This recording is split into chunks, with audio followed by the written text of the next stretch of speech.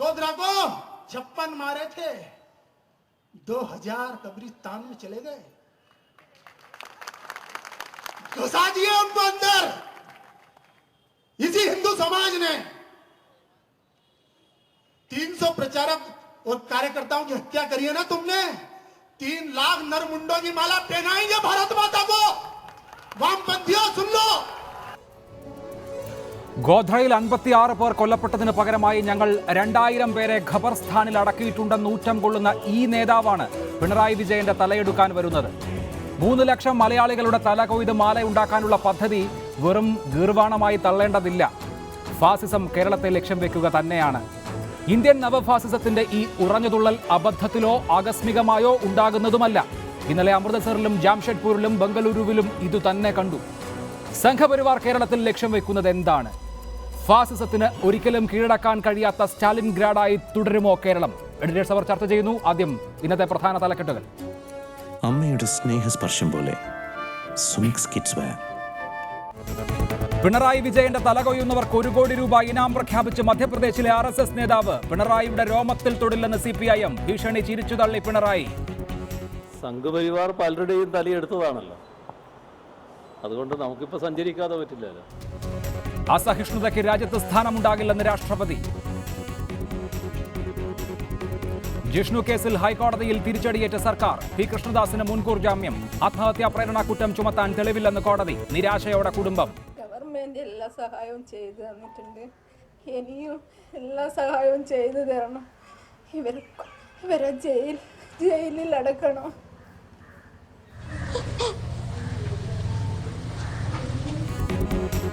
ആരെയോ രക്ഷിക്കാൻ സർക്കാരിന്റെ ശ്രമമെന്ന് പ്രതിപക്ഷം.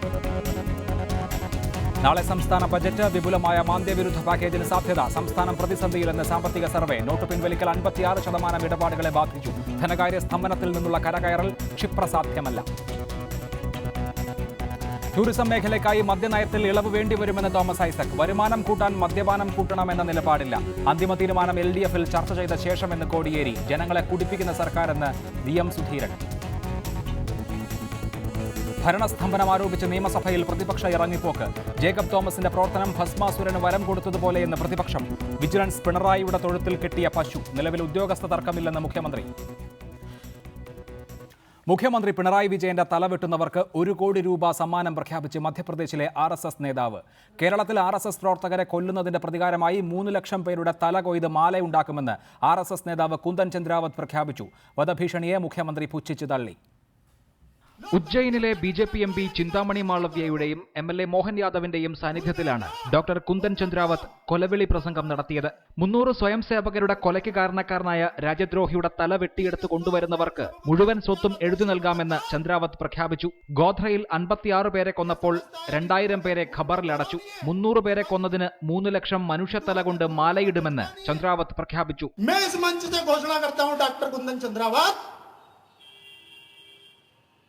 संपत्ति है मेरे पास इतनी, इसलिए घोषणा करने की हिम्मत कर रहा हूं। 1 करोड़ से ज्यादा का लगभग मकान है, उसका सर काट के ला दे विजयन का कोई मेरे को, वो मकान वो जायदाद में उसके नाम कर दूंगा. RSS ഭീഷണിയെ പരിഹാസത്തോടെയാണ് പിണറായി വിജയൻ തള്ളിക്കളഞ്ഞത്. പലരുടെയും തലയെടുത്തിട്ടുണ്ടെന്നറിയാം, പക്ഷേ പുറത്തിറങ്ങി നടക്കാതിരിക്കാനാകുമോ എന്ന് പിണറായി ചോദിച്ചു. സംഘപരിവാർ പലരുടെയും തലയെടുത്തതാണല്ലോ, അതുകൊണ്ട് നമുക്കിപ്പോൾ സഞ്ചരിക്കാതെ പറ്റില്ലല്ലോ. പിണറായിയുടെ രോമത്തിൽ തൊടാൻ RSSന് കഴിയില്ലെന്ന് കോടിയേരി ബാലകൃഷ്ണൻ പ്രതികരിച്ചു. ഇങ്ങോട്ട് കളി പഠിപ്പിക്കാൻ വന്നാൽ RSSനെ കളി പഠിപ്പിക്കുമെന്ന് വെല്ലുവിളിയും. CPM-നെ സംബന്ധിച്ചിടത്തോളം ഇത്തരം വെല്ലുവിളികൾ ഒരു പുതിയ കാര്യമല്ല. പക്ഷേ പിണറായി വിജയൻ്റെ ഒരു രോമം പോലും തൊടാൻ RSSകാർക്ക് കഴിയില്ല എന്നവർ മനസ്സിലാക്കണം. RSSകാർ CPM-നോട് കളിക്കാനാണ് ഉദ്ദേശിക്കുന്നതെങ്കിൽ RSSകാരെ CPM കളി പഠിപ്പിക്കും. കൊലവിളി പ്രസംഗം നടത്തിയ RSS നേതാവിനെതിരെ നടപടിയെടുക്കാൻ മധ്യപ്രദേശ് മുഖ്യമന്ത്രി ശിവരാജ് സിംഗ് ചൗഹാൻ തയ്യാറാകണമെന്ന് പ്രതിപക്ഷ നേതാവ് രമേശ് ചെന്നിത്തല ഫേസ്ബുക്കിൽ കുറിച്ചു. News desk reporter. M. Swaraj MLA, BJP സംസ്ഥാന സെക്രട്ടറിമാരായ VV രാജേഷ്, B. ഗോപാലകൃഷ്ണൻ, മുതിർന്ന മാധ്യമപ്രവർത്തകൻ ശ്രീ NP ചെക്കുട്ടി എന്നിവരാണ് ചർച്ചയിൽ പങ്കെടുക്കുന്നത്. ശ്രീ ഗോപാലകൃഷ്ണൻ, താങ്കളാണ് പിണറായി വിജയനെ രാജ്യത്തെവിടെയും കാലുകുത്തിക്കില്ല എന്ന് ആദ്യം പ്രഖ്യാപിച്ചത്. ഇന്ന് രാഷ്ട്രീയ സ്വയംസേവക സംഘത്തിന്റെ ഒരു നേതാവ് 300 സ്വയംസേവകരുടെയും കാര്യകർത്താക്കളുടെയും മരണത്തിന് പകരമായി 3 ലക്ഷം മലയാളികളുടെ ശിരസ്സുകൊണ്ട് മാലയുണ്ടാക്കി ഭാരതമാതാവിനെ അണിയിക്കും എന്ന് പറയുന്നു. ഈ 3 ലക്ഷത്തിൽ ആരൊക്കെ പെടും? അഭിലാഷേ, RSS ഈ വിഷയത്തിൽ വളരെ കൃത്യമായ നിലപാട് സ്വീകരിച്ചുകൊണ്ട് നിങ്ങളെ അറിയിച്ചിട്ടുണ്ടല്ലോ. അങ്ങനെ ആരെങ്കിലും എന്തെങ്കിലും പറഞ്ഞാൽ അതൊന്നും RSSന് ബാധകമല്ലെന്നും RSSന്റെ നേതൃത്വം അറിഞ്ഞിട്ടല്ലെന്നും അതൊരു വികാര പ്രകടനം ഒരാൾ നടത്തിയതാണെന്നും അയാൾക്ക് RSSുമായി ആ രീതിയിൽ ബന്ധമില്ലാത്ത ആളാണെന്നും അയാളുടെ വികാര പ്രകടനം പ്രസ്ഥാനത്തിന്റെ അല്ലെന്നും വ്യക്തിയുടേതാണെന്നും പറഞ്ഞു കഴിഞ്ഞു. അതെങ്ങനെയാണ് RSS നടത്തിയ കേരളത്തിലെ അതിക്രമങ്ങൾക്കെതിരെ സംഘപരിവാർ സംഘടനകൾ നടത്തിയ ഒരു പരിപാടിയിൽ അങ്ങനെ വേറെ ആരും കയറി സംസാരിക്കില്ലല്ലോ? ചിന്താമണി മാളവ്യ MP BJPയുടെ പാർലമെന്റ് അംഗമാണ്. മോഹൻദാസ് യാദവ് BJPയുടെ MLA ആണ്. ഇവരൊക്കെ തൊട്ടടുത്തിരിക്കുമ്പോഴാണ് ഈ നേതാവ് പരാമർശം നടത്തുന്നത്. അതായത് ആരോ ഒരാൾ എവിടെയോ കയറി പറഞ്ഞതല്ല. അല്ല, അതിനെ നിഷേധിച്ചു കഴിഞ്ഞിരിക്കുന്നല്ലോ. ഒരു സംഘടന അതിനെ നിഷേധിച്ചു കഴിഞ്ഞിരിക്കുന്നു. ആ സംഘടനയ്ക്ക് ആരെങ്കിലും ഒരാൾ സംഘടനയിൽ ഉൾപ്പെട്ട ഒരാൾ ഒരു പ്രസ്താവന ഇറക്കിയിട്ടുണ്ടെങ്കിൽ ആ പ്രസ്താവന ശരിയല്ല എന്ന് സംഘടനയുടെ മുതിർന്ന ആളുകൾ പറഞ്ഞാൽ അത് കഴിഞ്ഞാൽ തീർന്നു ആ കാര്യം. അല്ലാതെ വ്യക്തിപരമായ ഇതൊരു സംഘടനാപരമായി സംസാരിക്കേണ്ട വിഷയമില്ല. സംഘടന ആ കാര്യത്തിൽ തീരുമാനമെടുത്തല്ലോ. നിഷേധക്കുറിപ്പ് പറഞ്ഞല്ലോ. ഇത് സംഘടനയുടെ തീരുമാനമല്ലെന്ന് പറഞ്ഞു. ഇതാണ് ആ കാര്യത്തിലുള്ള വിശദീകരണം. രണ്ടാമത്തെ കാര്യത്തിലൊരു കാര്യം, നിങ്ങൾ തന്നെ ആദ്യം പറഞ്ഞു ഞാനാണ് പിണറായി വിജയനെ കാലുകുത്താൻ അനുവദിക്കില്ല എന്ന് പറഞ്ഞത്. നിങ്ങളുടെ റിപ്പോർട്ടർ അവിടെ ഉണ്ടായിരുന്നല്ലോ. ജനാധിപത്യത്തിന്റെ അടിസ്ഥാനത്തിൽ ഗോപാലകൃഷ്ണ ഗോഖലെയും മഹാത്മാഗാന്ധിയും ബാലഗംഗാധര തിലകനും ചെയ്ത ജനാധിപത്യ പ്രക്ഷോഭം ഇന്ത്യയിൽ ഉണ്ടാകുമെന്നും മനസ്സമാധാനത്തോടെ കാലുകുത്താൻ അനുവദിക്കില്ല എന്നുമാണ് ഞാൻ പറഞ്ഞത്. പക്ഷെ അതിൻ്റെ അകത്ത് രണ്ടാമത്തെ സ്ലോട്ട് എടുത്തു മാറ്റി. ജനാധിപത്യത്തിന്റെ വിഷയം പറഞ്ഞതും ഗോപാലകൃഷ്ണ ഗോഖലെയുടെ കാര്യം പറഞ്ഞതും ബാലഗംഗാധര തിലകന്റെ കാര്യം പറഞ്ഞതും മഹാത്മാഗാന്ധിയുടെ കാര്യം പറഞ്ഞതും ജനാധിപത്യ പ്രക്ഷോഭം സംഘടിപ്പിച്ചെന്ന് പറഞ്ഞതും പറഞ്ഞില്ല. അത് പറയാതെ ഞാൻ അക്ഷരാർത്ഥത്തിൽ കാലുകുത്തിക്കില്ല എന്ന് പറഞ്ഞു എന്നാണ്. അങ്ങനെയാണെങ്കിൽ അഭിലാഷം, ഞാൻ തിരിച്ചൊരു കാര്യം ചോദിക്കട്ടെ. നിയമസഭയിൽ പറഞ്ഞല്ലോ 2 കാലുമില്ലാത്ത ആളുകൾ ചവിട്ടുന്നത് പോലെയാണ് RSS എന്നെ പേടിപ്പിക്കുന്നത്. അക്ഷരാർത്ഥത്തിലുള്ള അർത്ഥമാണെങ്കിൽ അത് വികലാംഗന്മാർക്കെതിരെയുള്ളതല്ലേ? അത് വികലാംഗന്മാരെ പരിഹസിക്കുകയല്ലേ? നിയമസഭയിൽ വികലാംഗരായ മലയാളികളെ പിണറായി വിജയൻ അധിക്ഷേപിച്ചു എന്ന് ശ്രീ B ഗോപാലകൃഷ്ണൻ നിയമസഭയിൽ പറഞ്ഞ ഒരു പരാമർശത്തിൽ താങ്കൾ കടിച്ചു തൂങ്ങേണ്ട. ഇവിടെ കാല് കുത്തിക്കില്ല എന്ന് പറഞ്ഞാൽ സാമാന്യ അർത്ഥത്തിലും കാല് കുത്തിക്കില്ല എന്നുള്ളതാണല്ലോ. എന്ന് മാത്രമല്ല, കാല് കുത്തിക്കാതിരിക്കാനാണ് അവിടെ പിണറായി വിജയൻ പങ്കെടുക്കുന്ന ദിവസം ഹർത്താൽ നടത്തിയത്. ഇനി അത് നടത്തിയില്ല എന്ന് പറയില്ലല്ലോ. ഇവിടെ ഈ RSSന്റെ നേതാവ് വളരെ ഊറ്റം കൊള്ളുന്ന കാര്യം, ഞങ്ങൾ 56 പേരുടെ ജീവനഷ്ടം ഗോദ്രയിൽ ഉണ്ടായപ്പോൾ 2000 പേരെ ഖബറിനുള്ളിൽ അടച്ചു എന്നാണ്. അപ്പോൾ തുറന്ന് പറയുന്നുണ്ട് ഗുജറാത്തിൽ വംശഹത്യ നടത്തിയിട്ടുണ്ട് എന്ന്. ആ ഗുജറാത്ത് മാതൃകയിൽ കേരളത്തിൽ 3 ലക്ഷം പേരുടെ തല കൊണ്ട് മാല ഉണ്ടാക്കുമെന്ന് പറഞ്ഞതിന്റെ സമാധാനം പറയൂ.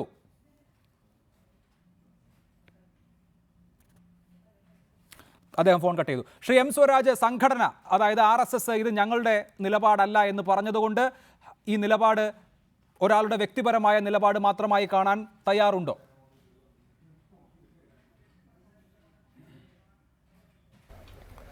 RSSന്റെ യഥാർത്ഥ മുഖമാണ് കുറച്ച് ദിവസങ്ങളായി പുറത്തു വന്നുകൊണ്ടിരിക്കുന്നത്. ആ പ്രസംഗിക്കുന്ന നേതാവിൻ്റെ മുഖഭാവം നിങ്ങളൊന്ന് നോക്കൂ. എത്രമാത്രം ക്രൂരമായ ഭയാനകമായ ഒരു ഭാവത്തിലാണ് അദ്ദേഹം സംസാരിച്ചുകൊണ്ടിരിക്കുന്നത്.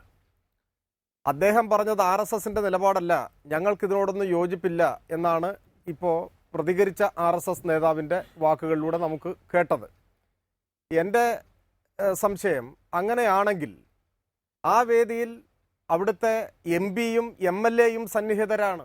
അവരുടെ മുൻപിൽ വെച്ചാണ് പ്രസംഗിക്കുന്നത്. അവർ തടയണ്ടേ ഇങ്ങനെ തെറ്റായ ഒരു പ്രസംഗം നടക്കുമ്പോൾ? അല്ലെങ്കിൽ അവർ അത് തള്ളി പറയണ്ടേ, ഇത് ഞങ്ങളുടെ നിലപാടല്ല, ഇദ്ദേഹം പറഞ്ഞത് ശരിയല്ല എന്ന് പറയണ്ടേ? പറഞ്ഞോ? മാത്രവുമല്ല, ഇതൊരു ഒറ്റപ്പെട്ട നിലപാടാണോ?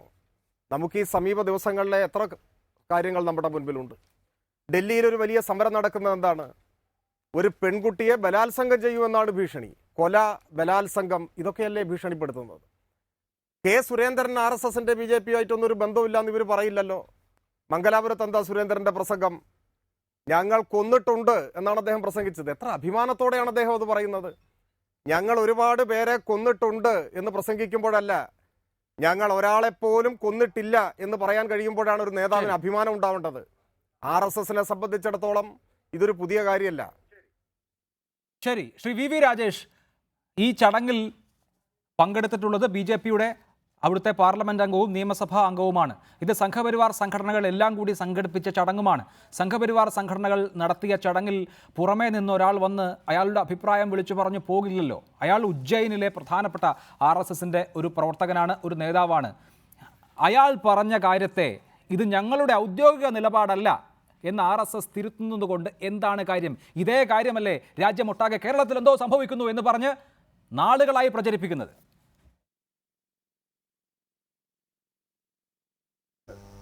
അഭിലാഷ്, ഈ വാർത്ത പുറത്തു വന്നതിൽ ആ വ്യക്തി അത്തരത്തിലൊരു പ്രസംഗം നടത്തി എന്നുള്ള ഭാഗം ഒഴികെ മറ്റു പല കാര്യങ്ങളും വളച്ചൊടിച്ചതാണ്.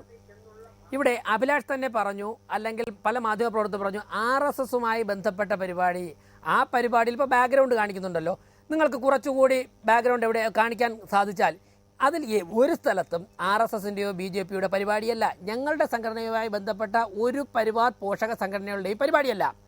ഈ പരിപാടി അവിടെ നടന്ന ഒരു പ്രാദേശിക പരിപാടിയിൽ അവിടുത്തെ MLAയും MPയും ക്ഷണിച്ചു എന്നുള്ളത് ശരി തന്നെയാണ്. അവിടെ ഈ വ്യക്തി വന്നിട്ട് അദ്ദേഹത്തിൻ്റെതായ കുറേ വികലമായ, കുറേ വന്യമായ കുറേ ചിന്തകൾ അദ്ദേഹം അവിടെ പങ്കുവച്ചു. അത് പുറത്തറിഞ്ഞ് ഞങ്ങളുടെ നേതൃത്വം അറിഞ്ഞ ഉടൻ തന്നെ മലയാളി കൂടിയായിട്ടുള്ള, കേരളത്തിൽ നിന്നും വളർന്ന് കേരളത്തിൽ പൊതുപ്രവർത്തനം നടത്തി RSSൻ്റെ ദേശീയ തലത്തിൽ എത്തിയിട്ടുള്ള സഹപ്രചാർ പ്രമുഖ് എന്ന ചുമതലയിലിരിക്കുന്ന ശ്രീ ജെ നന്ദകുമാർ, നന്ദേട്ടൻ വളരെ നേരത്തെ തന്നെ ഇത് അറിഞ്ഞുകൊണ്ട് ഉടൻ തന്നെ സംഘ നേതൃത്വവുമായി ആലോചിച്ച് ഞങ്ങളുടെ സ്റ്റേറ്റ്മെൻറ്റ് വന്നു. നേരത്തെ ശ്രീ ഗോപാലകൃഷ്ണൻ പറഞ്ഞതുപോലെ റിപ്പോർട്ടർ ചാനലിലും കിട്ടിക്കാണും. ഇതുമായി രാഷ്ട്രീയ സ്വയംസേവക സംഘത്തിന് യാതൊരു ബന്ധവുമില്ല, അദ്ദേഹം പറഞ്ഞ അദ്ദേഹത്തിൻ്റെ വ്യക്തിപരമായ അഭിപ്രായമാണ് എന്ന് പറഞ്ഞ് ഞങ്ങളുടെ സംഘടനയുടെ നിലപാട് വ്യക്തമാക്കിയപ്പോൾ വീണ്ടും ഈ രാജ്യം ഭരിക്കുന്ന സംഘടനയുടെ മേൾക്ക് ചെളിവാരി എറിയുവാനുള്ള ചില ശ്രമങ്ങളുണ്ട്. ശ്രീ വി വി രാജേഷ് എങ്ങനെ ഒഴിഞ്ഞു മാറാൻ സാധിക്കുമെന്ന് എനിക്ക് മനസ്സിലാകുന്നില്ല. ഏതാണ്ട് സമാനമായ തരത്തിലുള്ള പരാമർശങ്ങളാണ് രാജ്യമെമ്പാടും ഇതേ തരത്തിലുള്ള പരിപാടികളിൽ കേൾക്കുന്നത്. ഇതിപ്പോൾ ഉജ്ജയിനിൽ, മധ്യപ്രദേശിൽ മാത്രം നടന്ന ഒരു പ്രാദേശിക പരിപാടിയായി കാണരുത്, അത് വസ്തുതാവിരുദ്ധമാണ്. ഇന്നലെ ജാർഖണ്ഡിലെ ജാംഷഡ്പൂരിൽ RSS നേതാവ് അലോക് കുമാർ ആവശ്യപ്പെട്ടത് കേരളത്തിൻ്റെ സർക്കാരിനെ, കേരളത്തിലെ ജനാധിപത്യപരമായി തെരഞ്ഞെടുക്കപ്പെട്ട സർക്കാരിനെ പിരിച്ചുവിടണമെന്നാണ്. സമാനമായ ആവശ്യമാണ് പഞ്ചാബിലെ അമൃത്സറിൽ സമാനമായ പരിപാടിയിൽ ഉയർന്നത്. ബംഗളൂരുവിൽ, കർണാടകയിൽ BS യെദ്യൂരപ്പ, മുൻ മുഖ്യമന്ത്രിയാണ് ഈ പറഞ്ഞ കേരളത്തിലെ ഭരണത്തിനെതിരെയുള്ള പ്രതിഷേധ പരിപാടിയിൽ പങ്കെടുത്തത്. യെദ്യൂരപ്പ ഇന്നലെ പ്രഖ്യാപിച്ചത് ഇനി ഞങ്ങൾ നോക്കി നിൽക്കാൻ ഉദ്ദേശിക്കുന്നില്ല എന്നാണ്. രാജ്യമെമ്പാടും ഇതുമാതിരി പരിപാടികൾ നടത്തി കേരളത്തിലെ സർക്കാരിനെ താഴെ ഇറക്കണം, അല്ലെങ്കിൽ ഇതുമാതിരി കൊന്നുകളയണം എന്നൊക്കെയുള്ള ആഹ്വാനം മുഴക്കിക്കൊണ്ടേയിരിക്കുകയാണ്. ഒറ്റപ്പെട്ട ഏതെങ്കിലും പ്രാദേശിക സംഘടനകൾ സംഘടിപ്പിച്ച പരിപാടിയാണെന്ന് പറയരുത്, രാജ്യമെമ്പാടും പരിപാടികൾ സംഘടിപ്പിച്ചുകൊണ്ടിരിക്കുകയാണ് നിങ്ങൾ. അല്ല, ഇതാണ് പ്രശ്നം. അഭിലാഷ് തന്നെ യഥാർത്ഥ വസ്തുത, RSSുമായി ബന്ധമുള്ള സംഘടനയല്ല, ഞങ്ങളുമായി ഒരു ബന്ധവുമില്ലാത്ത നടന്ന ഒരു പ്രാദേശിക പരിപാടിയാണെന്ന് ഞാൻ പറയുമ്പോൾ അതിൽ നിന്നും ഒഴിഞ്ഞു മാറിക്കൊണ്ട് ഈ രാജ്യത്ത് പല സ്ഥലങ്ങളിൽ നടന്ന മറ്റു സ്റ്റേറ്റ്മെൻറ്റുകളെ ഈ ഒറ്റപ്പെട്ട ഞങ്ങൾ തള്ളിക്കളഞ്ഞ ഞങ്ങളുമായി ബന്ധമില്ലാത്ത പരിപാടിയുമായിട്ട് കണക്ട് ചെയ്യാൻ, ക്ലബ്ബ് ചെയ്യാൻ മാധ്യമപ്രവർത്തകർ ശ്രമിക്കുകയാണ്. വേറൊന്ന്, ഒരു സംസ്ഥാനത്തിലെ ക്രമസമാധാന നില തകരാറിലാകുമ്പോൾ അവിടുത്തെ ഗവൺമെൻറ് പകച്ചു നിൽക്കുമ്പോൾ ആ ഗവൺമെൻറ്റിനെ പിരിച്ചുവിടണമെന്ന് രാഷ്ട്രീയമായുള്ള സ്റ്റേറ്റ്മെൻറ്റ് ഇന്ത്യയിൽ ആദ്യമല്ലല്ലോ. നമ്മുടെ രാജ്യത്ത് സംസ്ഥാനങ്ങൾ രൂപം കൊണ്ടതിന് ശേഷം അന്ന് മുതൽ ഇന്ന് വരെ എല്ലാ രാഷ്ട്രീയ പാർട്ടികളും നടത്തുന്നുണ്ട്. അല്ല, എനിക്കറിയില്ല സംസ്ഥാനത്തെ ക്രമസമാധാന നില തകരാറിലാണെന്ന് ഇവിടെ ആർക്കും തോന്നുന്നില്ല. ഇനി ജാംഷഡ്പൂരിലുള്ള RSS നേതാവിന് എങ്ങനെയാണ് ആ അറിവ് കിട്ടിയത് എന്നറിയില്ല. അങ്ങനെയാണെങ്കിൽ എല്ലാത്തിനെയും തള്ളി പറയണം. വി വി രാജേഷ്, മംഗലാപുരത്ത് കെ സുരേന്ദ്രൻ ഞങ്ങൾ കൊന്നിട്ടുണ്ട്, ഞങ്ങൾ തല്ലിയിട്ടുണ്ട് എന്ന് പ്രഖ്യാപിച്ചതിനെയും തള്ളി പറയണം. ഇന്നലെ ഈ ജാംഷഡ്പൂരിലും അമൃത്സറിലും ബംഗളൂരിലും ഒക്കെ നടന്നിട്ടുള്ള എല്ലാ പരിപാടികളെയും തള്ളി പറയണം. ഞങ്ങൾ ഇങ്ങനെ ഒരു പരിപാടിയും നടത്തുന്നില്ല, ഞങ്ങൾക്ക് ഇനി നടത്താൻ ഉദ്ദേശവുമില്ലെന്ന് പറയണം. അല്ലല്ല, കേരള അങ്ങനെയൊന്നും ജനറലൈസ് ചെയ്യാൻ നോക്കണ്ട അഭിലാഷേ. കേരള സർക്കാരിന്റെ കയ്യിൽ കേരളത്തിലെ ജനങ്ങളുടെ ക്രമസമാധാനം ഭദ്രമല്ല. കേരള സർക്കാർ ലോ ആൻഡ് ഓർഡർ പരിപാലിക്കുന്നതിൽ സമ്പൂർണ്ണമായും പരാജയപ്പെട്ടിരിക്കുന്നു. മുഖ്യമന്ത്രിയുടെ മണ്ഡലത്തിൽ മാത്രം 5 കൊലപാതകങ്ങൾ നടന്നിരിക്കുന്നു. മുഖ്യമന്ത്രി മൗനം പാലിക്കുന്നു. ഈ സർക്കാരിന് ക്രമസമാധാനം പരിപാലിക്കാൻ സാധിക്കില്ലെങ്കിൽ സർക്കാരിനെ പിരിച്ചുവിടണമെന്ന് പ്രതിപക്ഷ രാഷ്ട്രീയ പാർട്ടിയായി ഞങ്ങൾ പറയുന്നു. അതിൽ എന്ത് ജനാധിപത്യ വിരുദ്ധതയാണെന്നുള്ളത് ഞാൻ അതിലേക്ക് വരാം. ശ്രീ വി വി രാജേഷ്, ഞാൻ അതിലേക്ക് വരാം.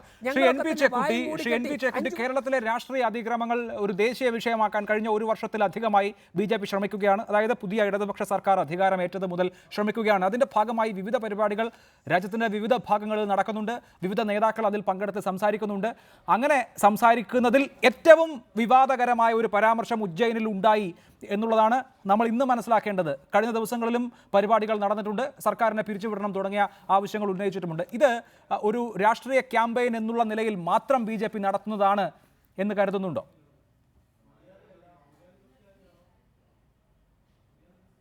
എനിക്ക് തോന്നുന്നില്ല RSSനെ സംബന്ധിച്ചിടത്തോളം BJPയെ സംബന്ധിച്ചിടത്തോളം അവർ കേരളത്തിലെ ക്രമസമാധാന നിലയെ സംബന്ധിച്ചൊരു ക്യാമ്പയിൻ ഉയർത്തിക്കൊണ്ടുവന്നുകൊണ്ട് ഈ സർക്കാരിനെ പിരിച്ചുവിടാൻ കഴിയുന്നൊരു സാഹചര്യം ഉണ്ടാക്കണം എന്ന് ആഗ്രഹിക്കുന്നത് അത് റിയാലിറ്റിയാണ്. അവർ നേരത്തെ അവരുടെ ലീഡർഷിപ്പ് പരസ്യമായി പറഞ്ഞിട്ടുള്ളതാണ് നിവൃത്തിയുണ്ടെങ്കിൽ അത്തരത്തിലൊരു അന്തരീക്ഷം ഉണ്ടാക്കുന്നത്. പക്ഷേ കേരളത്തിലെ ക്രമസമാധാന നിലയെ സംബന്ധിച്ച് കേരളത്തിലെ ആളുകൾക്ക് പലർക്കും പരാതിയുണ്ട്. ഇത് BJPക്കോ RSSനോ മാത്രമല്ല, സാധാരണ ജനങ്ങൾക്കും പരാതിയുണ്ട്. കേരളത്തിലെ ഭരണരംഗത്ത് ഒരുപാട് പരാജയങ്ങളുണ്ടെന്ന കാര്യത്തിൽ തർക്കമൊന്നുമില്ല. അതിപ്പോൾ കേരളത്തിൽ നിത്യ ജീവിതത്തിൽ അനുഭവിക്കുന്ന എല്ലാവർക്കും അറിയാം. പക്ഷേ ഈ വസ്തുതകളിൽ നിന്ന് സ്ഥിതിഗതികളെ മാറ്റി ഒരു യഥാർത്ഥത്തിൽ ഈ RSSന്റെ ഈ ക്യാമ്പയിൻ ഈ സർക്കാരിനെ ഡിഫെൻഡ് ചെയ്യുന്ന തരത്തിലേക്കാണ് പോകുന്നത്. കാരണം ഈ നന്ദിഗ്രാമിന് ശേഷം അതുപോലെ സിംഗൂരിന് ശേഷം നമ്മുടെ വടകരയിലെ TP ചന്ദ്രശേഖരന് ശേഷം ഒക്കെ CPMന്റെ വികൃതമായ മുഖച്ഛായയെ പ്രൊട്ടക്ട് ചെയ്ത് നിർത്തുന്ന പണി ഇപ്പം RSS ഏറ്റെടുത്ത മാതിരിയാണ് കാണുന്നത്. കാരണം അത്രയേറെ വികലമായിട്ടുള്ള ക്യാമ്പയിനുകളാണ് അവർ നടത്തുന്നത്, അത്രയേറെ രൂക്ഷമായിട്ടുള്ള ഏകപക്ഷീയമായ പ്രവർത്തനങ്ങളാണ് അവർ ചെയ്യുന്നത്. അതുകൊണ്ടൊക്കെ തന്നെ എന്ത് അടിസ്ഥാനത്തിലാണ് ഈ സംഘപരിവാര ക്യാമ്പയിൻ നടക്കുന്നതെന്ന് മനസ്സിലാവുന്നില്ല. എനിക്ക് തോന്നുന്നത് അവർ തമ്മിൽ ഏതോ തരത്തിലുള്ള ഒരു അഡ്ജസ്റ്റ്മെന്റ് നടക്കുന്നുണ്ട്. ആ ഒരു കൂട്ടുകെട്ട് പരസ്പര സഹകരണ മട്ടിൽ ഈ കേന്ദ്രത്തിലിരിക്കുന്ന ആളുകളും കേന്ദ്രത്തിൽ ഭരിക്കുന്ന ആളുകളും ഒരു ജനവിരുദ്ധമായിട്ടുള്ള ക്യാമ്പയിനിലേക്ക് പോവുകയാണെന്ന് സംശയമുണ്ട്. കാരണം കേരളത്തിലെ പ്രശ്നങ്ങളിലേക്കല്ല, മറിച്ച് വളരെ വ്യാജമായ പ്രശ്നങ്ങളിലേക്കാണ് ഈ പ്രതിപക്ഷ പാർട്ടി എന്ന നിലയിൽ RSSും BJPയും ഇപ്പോൾ കാര്യങ്ങളെ കൊണ്ടുപോകുന്നത്. വളരെ തെറ്റായിട്ടുള്ള ഒരു കാര്യമാണ്. കാരണം കേരളത്തിലെ ഭരണത്തെ സംബന്ധിച്ച് ഗൗരവമുള്ള വിമർശനങ്ങൾ ഉന്നയിക്കേണ്ട സമയത്ത് വളരെ വ്യാജമായിട്ടുള്ള കാര്യങ്ങളിലേക്ക് ആണ് അവർ ശ്രദ്ധ തിരിക്കുന്നത്. ഒരു പ്രതിപക്ഷ പാർട്ടി എന്ന നിലയിൽ കേരളത്തിലെ BJPയുടെ പ്രവർത്തനം വലിയ പരാജയമായിട്ട് മാറുകയാണ്. കേരളത്തിലെ ക്രമസമാധാന തകർച്ചയും കേരളത്തിലെ രാഷ്ട്രീയ കൊലപാതകങ്ങളുമാണ് ദേശീയ മുഖ്യധാരയിലെ പ്രധാന ചർച്ചാ വിഷയങ്ങളിൽ ഒന്ന്. കഴിഞ്ഞ 6 മാസത്തിനിടെ പല ഘട്ടങ്ങളിൽ അത് ദേശീയ മാധ്യമങ്ങൾ തന്നെ ചർച്ച ചെയ്തതുമാണ്. കേരളത്തിലെ ഭരണകക്ഷി രാഷ്ട്രീയ അധികാരം ഉപയോഗിച്ച് പ്രതിപക്ഷ കക്ഷികളെ നിശബ്ദരാക്കുന്നു, അവരുടെ പ്രവർത്തകരെ കൊല്ലുന്നതിനുള്ള സാഹചര്യം ഒരുക്കുന്നു എന്നതാണ് ആരോപണം. അങ്ങനെ ഒരു ആരോപണം നിലനിൽക്കെ ഈ വിഷയം ദേശീയ തലത്തിൽ BJPക്ക് ഉന്നയിക്കാമല്ലോ.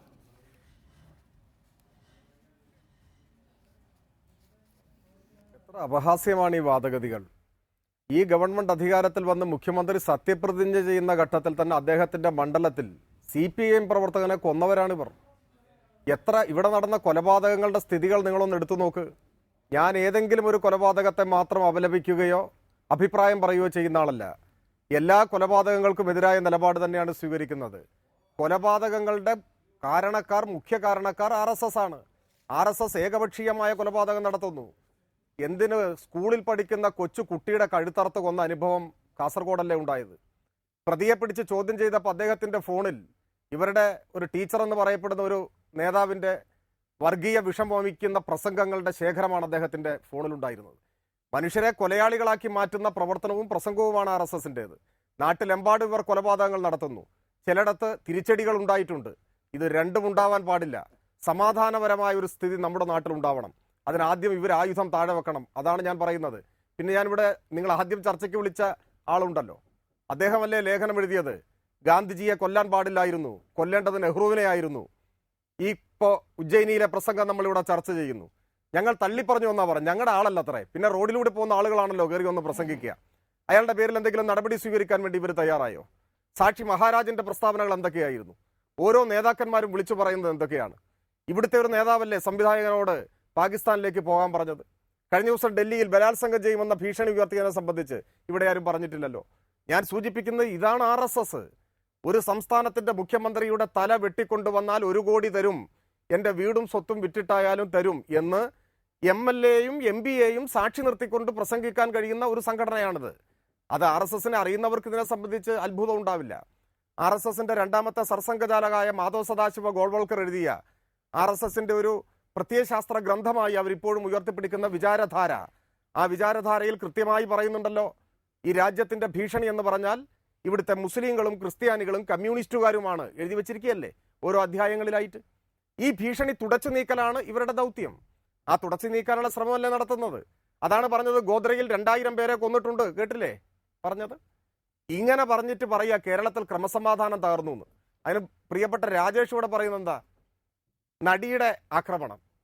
ഒരു നടി ആക്രമിക്കപ്പെട്ട കേസിലെ എല്ലാ പ്രതികളെയും 6-ാം നാൾ പിടിച്ച് അകത്താക്കി നടിയും കുടുംബവും എല്ലാവരും സിനിമാ ലോകവും എല്ലാം സംതൃപ്തി രേഖപ്പെടുത്തി ആ കേസ് അന്വേഷണം മുൻപോട്ട് പോവുകയാണ്. ശരി, നമുക്ക് ആ വിഷയത്തിലേക്ക് പോകാൻ സമയമില്ല. എല്ലാ പ്രതികളെയും പിടിച്ചോ എന്നുള്ളത് എന്തായാലും അന്വേഷണം കഴിയുന്നതുവരെ കാത്തിരിക്കാം. ശ്രീ ബി ഗോപാലകൃഷ്ണൻ, 2000 ഇതിപ്പോ ക്രമസമാധാന നില തകർന്നു കേരളത്തിൽ രാഷ്ട്രീയ കൊലപാതകങ്ങൾ നടക്കുകയാണ്, മനുഷ്യാവകാശ ലംഘനങ്ങൾ നടക്കുകയാണ് എന്നാരോപിച്ച് നടത്തുന്ന ക്യാമ്പയിനാണല്ലോ.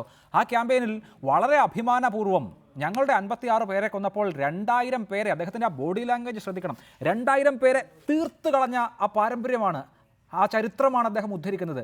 ആ മാതൃകയിൽ ഇവിടെ ശബ്ദമുയർത്തുന്നവരെ അല്ലെങ്കിൽ ഞങ്ങളെ ഉപദ്രവിക്കുന്നവരെ ആ മാതൃകയിൽ ഇവിടെ 300 പേരെ കൊന്നു, അതുകൊണ്ട് 3 ലക്ഷം എന്നാണ് പറയുന്നത്.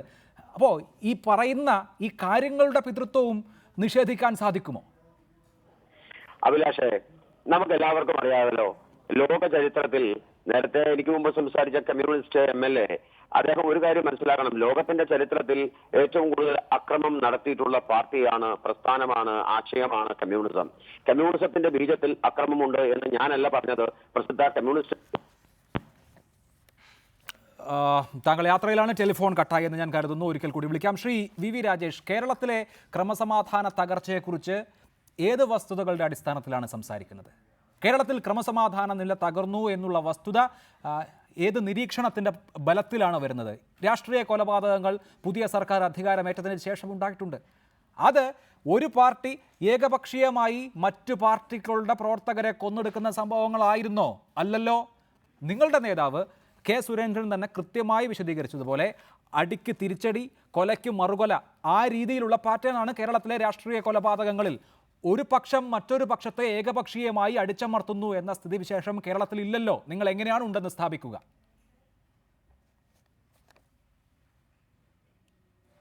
അഭിലാഷ് പറയുന്നത് എന്ത് ന്യായത്തിന്റെ അടിസ്ഥാനത്തിലാണ്? ഒരു പക്ഷവും അടിക്കാൻ സാധിക്കില്ല. അപ്പൊ അഭിലാഷ് പറയുന്നത് 2 പക്ഷങ്ങൾ തമ്മിൽ അടിച്ചാൽ ക്രമസമാധാന പ്രശ്നം ഇല്ലെന്നാണോ? ക്രമസമാധാന പ്രശ്നമില്ലെന്ന് ഞാൻ പറഞ്ഞില്ല.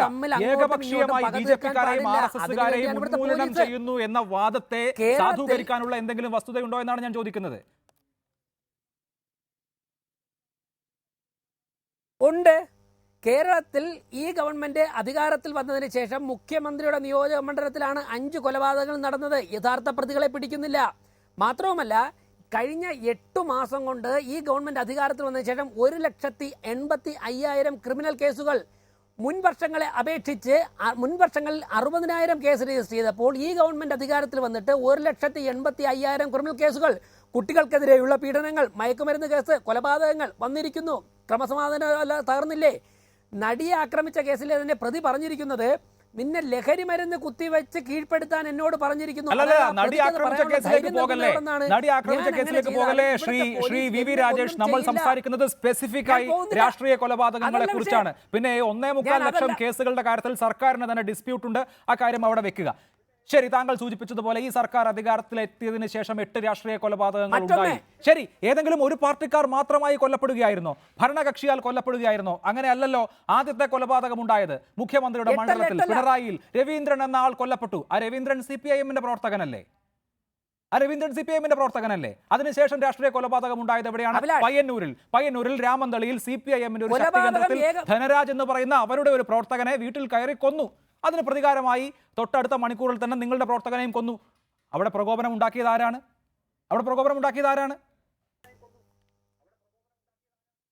അഭിലാഷ്, ഈ കൊലപാതകത്തിന്റെ കണക്കുകൾ അഭിലാഷ് ഇങ്ങനെ നിരത്തുമ്പോഴേക്കും എന്തുകൊണ്ട് ഈ നാട്ടിലുള്ള ക്രിമിനലുകൾക്ക് കൊലപ്പെടുത്തുവാനുള്ള പ്രേരണ ഉണ്ടാകുന്നു? ഇവിടുത്തെ പോലീസ് നിർജ്ജീവമാണ്. അങ്ങനെ പറയല്ലേ. ഈ കൊലപാതകത്തിന്റെ പിതൃത്വമാർക്കാണെന്ന് പറയൂ. പോലീസിന്റെ കഴിവുകേടിനെ കുറിച്ചും നമുക്ക് ചർച്ച ചെയ്യാം. അക്കാര്യത്തിൽ എനിക്ക് തർക്കമില്ല. ഞാൻ ഈ പറഞ്ഞ കൊലപാതകം ഉണ്ടല്ലോ, പയ്യന്നൂരിൽ സമാധാനം നിലനിന്നിരുന്ന ഒരു സ്ഥലത്ത് CPIM-ന്റെ ഒരു പ്രധാനപ്പെട്ട പ്രവർത്തകനെ കൊന്നല്ലോ. ആ കേസിലെ 1-ാം പ്രതി ആരാണ്? RSSന്റെ പ്രചാരകാണ്, പേര് കണ്ണൻ. 2-ാം പ്രതി ആരാണ്? RSSന്റെ ജില്ലാ കാര്യവാഹകാണ്, കാരയിൽ രാജേഷ്. സമാധാനം നിലനിന്ന ഒരു പ്രദേശത്തെ കൊലക്കളമാക്കിയത് ആരാണ്? പോലീസിന്റെ കഴിവുകേടിനെ കുറിച്ച് നമുക്ക് ചർച്ച ചെയ്യാം. ആരാണ് കൊന്നത് അത് പറയൂ. നിങ്ങൾ ഏകപക്ഷീയമായി കൊല്ലപ്പെടുന്നവരുടെ പാർട്ടിയാണല്ലോ.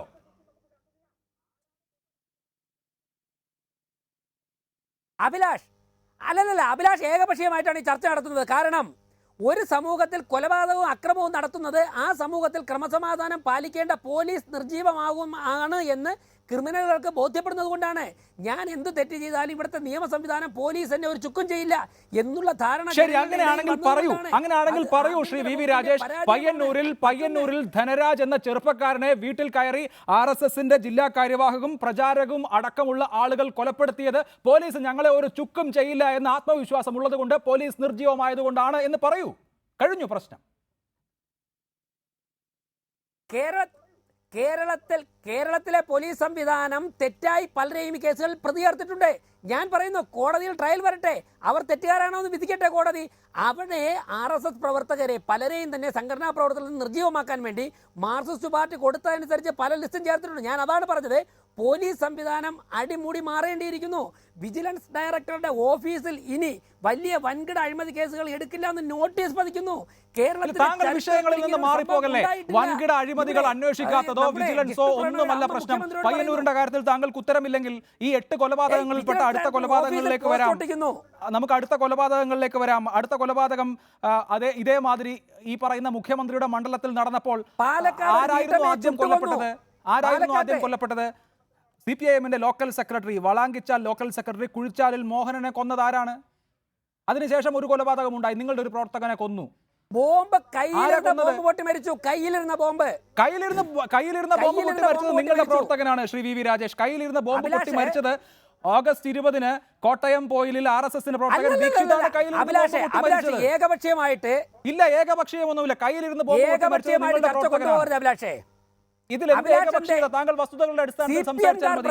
കയ്യിലിരുന്ന് ബോംബ് പൊട്ടി മരിച്ചത് ഓഗസ്റ്റ് 20 കോട്ടയം പോയിലിൽ RSSന്റെ പ്രവർത്തകൻ ദീക്ഷിതാണ്.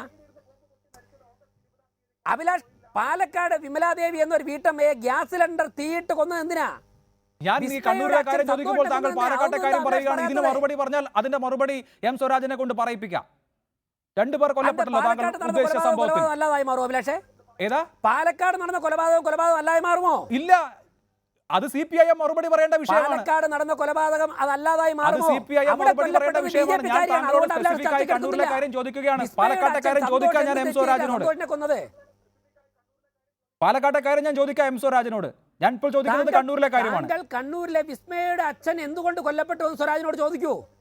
എല്ലാ ചോദ്യങ്ങളും ചോദിക്കും ശ്രീ വി വി രാജേഷ്. എല്ലാ ചോദ്യങ്ങളും ചോദിക്കും. പക്ഷെ ഇപ്പോൾ ചോദിക്കുന്ന ചോദ്യത്തിൽ നിന്ന് ഒഴിഞ്ഞു മാറരുത്.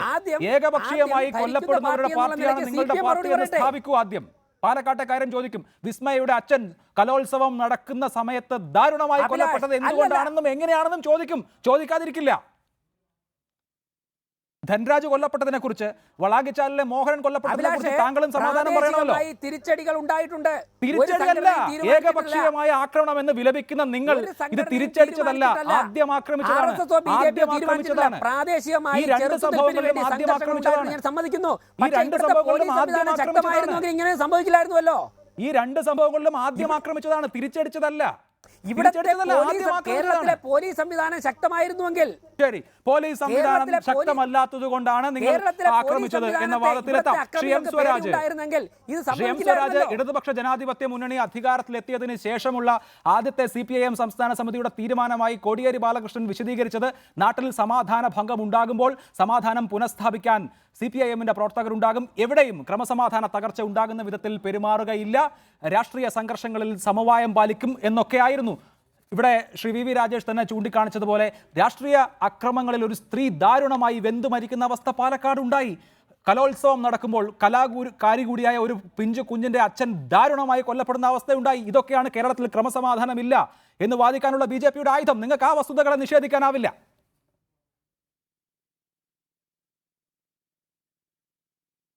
ഞാനതിലേക്ക് വരാം. അതിനു മുൻപ് നമ്മൾ ഈ ചർച്ച തുടങ്ങിയ വിഷയം എല്ലാവരും മറന്നുപോയി എന്ന് എനിക്ക് തോന്നുന്നു. നമ്മുടെ മുൻപിൽ ദൃശ്യമാധ്യമങ്ങൾ വരികയാണ്. കേരളത്തിന്റെ തെരഞ്ഞെടുക്കപ്പെട്ട മുഖ്യമന്ത്രിയുടെ തല വെട്ടിയെടുത്ത് കൊണ്ടുവന്നാൽ 1 കോടി തരാം. വേദിയിൽ സാക്ഷികളായിരിക്കുന്നു MLAയും MP യും. ഞങ്ങൾ ആയിരക്കണക്കിന് പേരെ കൊന്നു പക തീർത്തിട്ടുണ്ട് എന്ന അഭിമാനത്തോടെ പ്രസംഗിക്കുന്നു. കേരളത്തിലെ BJPയുടെ നേതാവ് മംഗലാപുരത്ത് പ്രസംഗിക്കുന്നു, ഞങ്ങൾ കൊന്നിട്ടുണ്ട്. ഒരു പ്രതികരണവും BJPയുടെ നേതൃത്വത്തിന്റെ ഭാഗത്തുനിന്നും ഉണ്ടായിട്ടില്ല. എതിരാളിയായിട്ടുള്ള പെൺകുട്ടിയെ ബലാത്സംഗം ചെയ്യും, ഭീഷണി വരുന്നു. എതിർക്കുന്നവരോട് പാകിസ്ഥാനിലേക്ക് പോകണമെന്ന് പറയുന്നു. ഇഷ്ടമില്ലാത്തവരെ രാജ്യത്ത് മുഴുവൻ പോയി വെടിവെച്ച് കൊല്ലുന്നു. ആ ഘട്ടത്തിലാണ് നമ്മൾ ചർച്ച ചെയ്യുന്നത്. അല്ല ശ്രീ എം സ്വരാജ്, എന്റെ ബഹുമാന്യ കേരളത്തിലെ സുഹൃത്ത് നമ്മൾ ഇപ്പോൾ രാജേഷിന്റെ പറയുന്ന വാദഗതികൾ രാഷ്ട്രീയ കേൾക്കുമ്പോൾ അതിക്രമങ്ങൾക്കെതിരെ ഒരു കാര്യം ഞാൻ സംഘടിപ്പിക്കുന്ന പറയാം. പ്രതിഷേധ പരിപാടിയിലാണ് ഈ പറഞ്ഞ പരാമർശം ഉണ്ടായിട്ടുള്ളത്. കേരളത്തിൽ ക്രമസമാധാന നില തകർന്നു, കേരളത്തിൽ രാഷ്ട്രീയ അതിക്രമങ്ങൾ ഉണ്ടാകുന്നു അതെ, എന്ന നമ്മൾ ആ കാര്യത്തിലുള്ള പ്രതിഷേധ പരാമർശത്തെക്കുറിച്ചാണ് സംഗമത്തിലാണ് ചർച്ച ഈ ചെയ്യുന്നത്. വാക്കുകൾ ഉണ്ടാകുന്നത്. അതുകൊണ്ടാണ് ആ കാര്യങ്ങൾ കൂടി പരാമർശിച്ചു പോകുന്നത്. അങ്ങനെ പറയാൻ, അങ്ങനെ ക്യാമ്പയിൻ നടത്താനുള്ള കാര്യങ്ങളാണ് ഞാൻ ചൂണ്ടിക്കാണിക്കുന്നത്. പാലക്കാട്ട് ഒരു വീട്ടമ്മ ദാരുണമായി വെന്തു മരിച്ചത്, 2 പേർ മരിച്ചത്. ഞാൻ അതിലേക്ക് തന്നെയാണ് വരുന്നത്. ഞാൻ നിങ്ങളുടെ ചോദ്യത്തിൽ നിന്ന് മാറുകയല്ല ചെയ്യുന്നത്.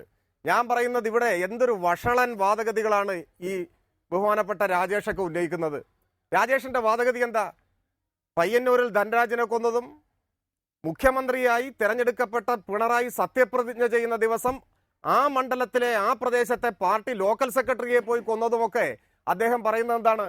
പോലീസ് സംവിധാനം കാര്യക്ഷമമല്ലാത്തത് കൊണ്ട് നടന്ന അക്രമം എന്ന് വെച്ചാൽ ഇവരുടെ കാര്യവാഹകവും പ്രമുഖവും എല്ലാം കൂടി ആയുധവുമായിട്ട് കൊല്ലാൻ വരുമ്പോൾ പോലീസ് വേണേ പിടിച്ചോളണം, നിങ്ങൾ പിടിച്ചിട്ടില്ലെങ്കിൽ ഞങ്ങൾ കൊല്ലും, അതല്ലേ അതിന്റെ അർത്ഥം? ഒരാളെ കൊല്ലണമെന്നങ്ങ് തീരുമാനിച്ചു കഴിഞ്ഞാൽ ഏത് പോലീസ് വിചാരിച്ചാലും കൊലപാതകം നടക്കില്ലേ? ഏതൊക്കെ അനുഭവം നമ്മുടെ മുൻപിലുണ്ട്? കേരളത്തിലെ ഇലക്ഷനിൽ ഒരു ഗവൺമെന്റ് തെരഞ്ഞെടുക്കപ്പെട്ട് മുഖ്യമന്ത്രി സത്യപ്രതിജ്ഞ ചെയ്യുമ്പോഴേക്ക് അവിടുത്തെ പാർട്ടി നേതാവിനെ കൊല്ലുന്ന തരത്തിൽ പ്രകോപനം സൃഷ്ടിച്ചു കഴിഞ്ഞാൽ നമ്മുടെ നാട്ടിൽ എന്തായിരിക്കും സ്ഥിതിഗതികൾ? ഞാൻ ഒരു അക്രമത്തെയും പ്രോത്സാഹിപ്പിക്കുന്ന ആളല്ല. പാലക്കാട്ടെ വിഷയം നിങ്ങൾ സൂചിപ്പിച്ചു. നിങ്ങളൊരു കാര്യം മനസ്സിലാക്കണം, രാഷ്ട്രീയ സ്വഭാവമുള്ള സംഘർഷങ്ങളും കൊലപാതകങ്ങളും കേരളത്തിൽ ഉണ്ടായിട്ടുണ്ട്. എന്നാൽ രാഷ്ട്രീയ സ്വഭാവം ഇല്ലാത്ത സംഘർഷങ്ങളും കൊലപാതകങ്ങളും ഉണ്ടായിട്ടുണ്ട്. അത്തരം കൊലപാതകങ്ങളിലും സംഘർഷങ്ങളിലും അപകടപ്പെടുന്നവർക്കും ചിലപ്പോൾ രാഷ്ട്രീയം ഉണ്ടാവും. അത് രാഷ്ട്രീയ കൊലപാതകമാണെന്ന് പറയുന്നതൊന്നും ശരിയല്ല. പാലക്കാട്ടുണ്ടായിട്ടുള്ള ദൗർഭാഗ്യകരമായ സംഭവം, ആ കാര്യത്തിൽ കേസന്വേഷണം പുരോഗമിക്കുകയല്ലേ. എല്ലാ പ്രതികളും നിയമത്തിന്റെ മുൻപിൽ വരും, അവർ ശിക്ഷിക്കപ്പെടും. അതിനെ ഒന്നും ന്യായീകരിക്കാനോ സഹായിക്കാനോ ഉള്ള നിലപാട് ഞങ്ങൾ സ്വീകരിക്കില്ല. ഈ സംസ്ഥാനത്ത് ക്രമസമാധാനം തകർന്നു എന്നൊക്കെയുള്ള പ്രചരണം നടത്തിയിട്ട് മുഖ്യമന്ത്രിയുടെ തലവെട്ടും എന്ന് പറയുന്നതിനാണോ ഇവർ ന്യായീകരിക്കുന്നത്? അങ്ങനെയല്ല എം സ്വരാജ്, ഭരിക്കുന്ന പാർട്ടിക്ക് കൂടുതൽ ഉത്തരവാദിത്വമുണ്ടല്ലോ, കൂടുതൽ ഉത്തരവാദിത്വം ഉണ്ടെന്നാണ് കോടിയേരി ബാലകൃഷ്ണൻ സർക്കാർ സത്യപ്രതിജ്ഞ ചെയ്ത ശേഷമുള്ള ആദ്യത്തെ സംസ്ഥാന സമിതിക്ക് ശേഷം പറഞ്ഞതും. എന്നിട്ടും ഇവിടെ സൂചിപ്പിച്ചല്ലോ പയ്യന്നൂരിലെ കാര്യം. ധനരാജ് കൊല്ലപ്പെട്ട് മണിക്കൂറുകൾക്കകം എന്താണ് സംഭവിച്ചത്? പോലീസിനോട് പ്രതികളെ പിടിക്കാൻ പറയുകയല്ലോ ചെയ്തത്, മറിച്ച് വീടുകൾ കയറിയിറങ്ങി. ഒരു BJP-കാരന്റെ വീട്ടിൽ കയറുന്നു, അവിടെ പുരുഷന്മാരാരുമില്ല. രണ്ടാമത്തെ BJP-കാരന്റെ വീട്ടിൽ കയറുന്നു, അവിടെയും പുരുഷന്മാരാരുമില്ല. മൂന്നാമത് BJP പ്രവർത്തകന്റെ വീട്ടിൽ കയറുമ്പോൾ BMS-കാരനായ ഒരു രാമചന്ദ്രൻ ഉണ്ടാകുന്നു, അയാളെ വെട്ടിക്കൊല്ലുന്നു മണിക്കൂറുകൾക്കകം. ഇത് കേരളത്തിൽ സംഭവിച്ചതാണ്, മുഖ്യമന്ത്രിയുടെ ജില്ലയിൽ സംഭവിച്ചതാണ്, CPM സംസ്ഥാന സെക്രട്ടറിയുടെ ജില്ലയിൽ സംഭവിച്ചതാണ്.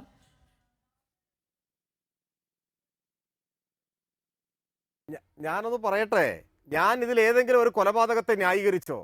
നിങ്ങൾ മനസ്സിലാക്കേണ്ട ഒരു കാര്യമുണ്ട്.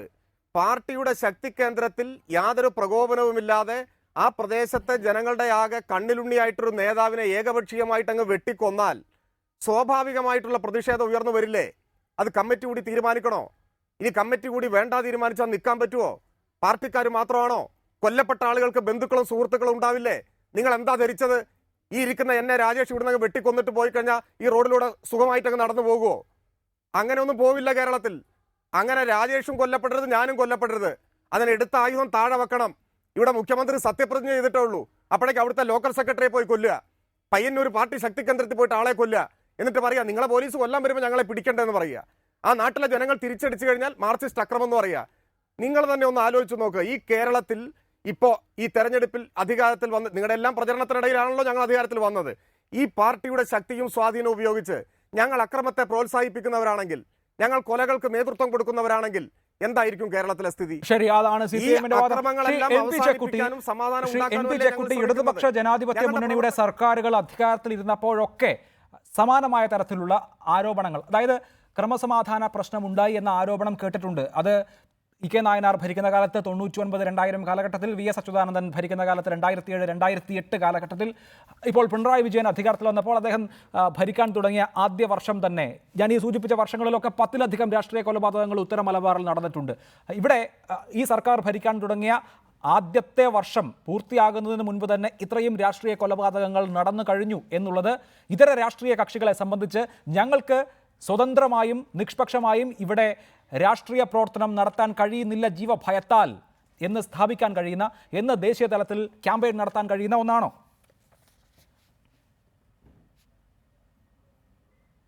തീർച്ചയായും കേരളത്തിലെ സിറ്റുവേഷൻ വളരെയേറെ ഗൗരവമുള്ള ഒരു സിറ്റുവേഷനാണ്. നമ്മളത് ഇഗ്നോർ ചെയ്തിട്ട് കാര്യമില്ല.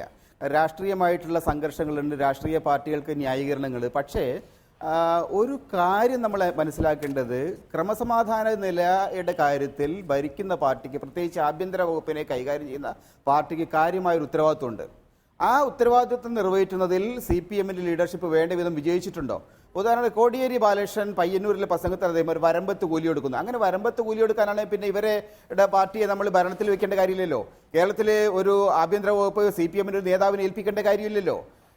അപ്പൊ ആ തരത്തിൽ ഇന്നും കോടിയുടെ പ്രസ്താവനയിൽ അത്തരത്തിലുള്ള ഒരു സംഘർഷത്തിലേക്ക് നയിക്കുന്ന സമീപനമാണ് കാണാൻ കഴിയുന്നത്. എനിക്കതിനോട് യോജിപ്പില്ല. കാരണം ഭരിക്കുന്ന കക്ഷി എന്ന നിലയിൽ, പോലീസിനെ നിയന്ത്രിക്കുന്ന കക്ഷി എന്ന നിലയിൽ ഇത്തരം കാര്യങ്ങളിൽ സംയമനം പാലിക്കാൻ ഭരണകക്ഷിക്ക് ബാധ്യസ്ഥതയുണ്ട്.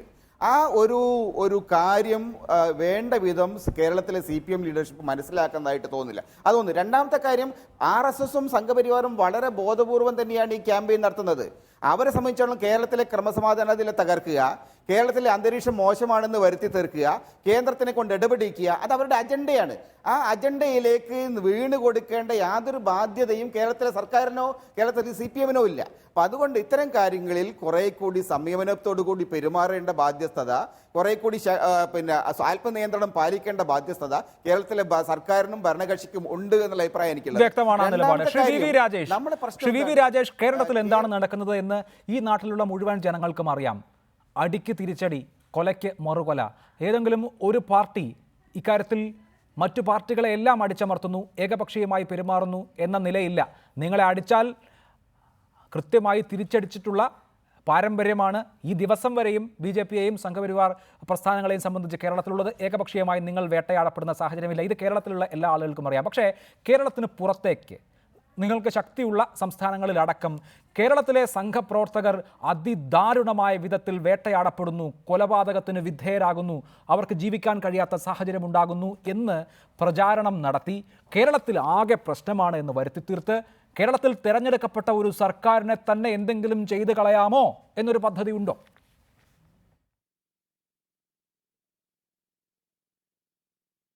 അങ്ങനെ ഞങ്ങൾ വിചാരിച്ചാൽ സാധിക്കുമോ?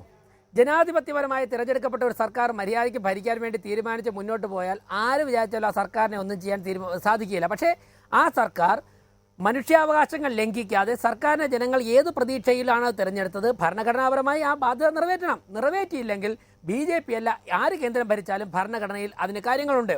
ഇവിടെ അഭിലാഷ് പറഞ്ഞു തിരിച്ചടികൾ ഉണ്ടായിട്ടുണ്ട്, ഒരു മറയുമില്ലാതെ ഞാൻ സമ്മതിക്കുന്നു. പക്ഷേ കേരളത്തിലെ ആദ്യത്തെ രാഷ്ട്രീയ കൊലപാതകം എടുത്ത് പരിശോധിച്ചാൽ BJP RSSകാരല്ല കൊന്നത്. കേരളത്തിലെ രണ്ടാമത്തെ രാഷ്ട്രീയ കൊലപാതകത്തിൽ ഞങ്ങളല്ല. ഒന്നിൽ ഇന്നത്തെ പ്രതി ആരാണ്?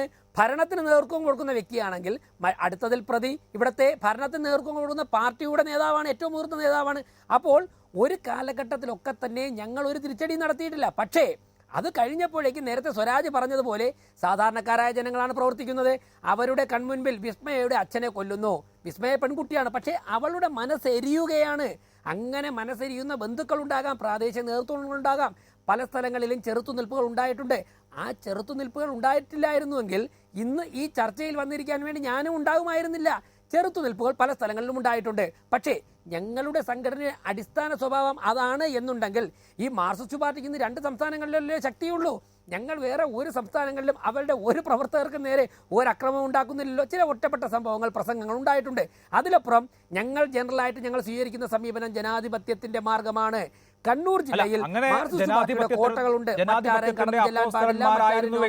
ഗുജറാത്തിനെ ചൂണ്ടിക്കാണിച്ച് ഇങ്ങനെ ഊറ്റം കൊള്ളേണ്ട കാര്യമില്ലല്ലോ സംഘപരിവാർ നേതാവിന്. അതവിടെ നിൽക്കട്ടെ.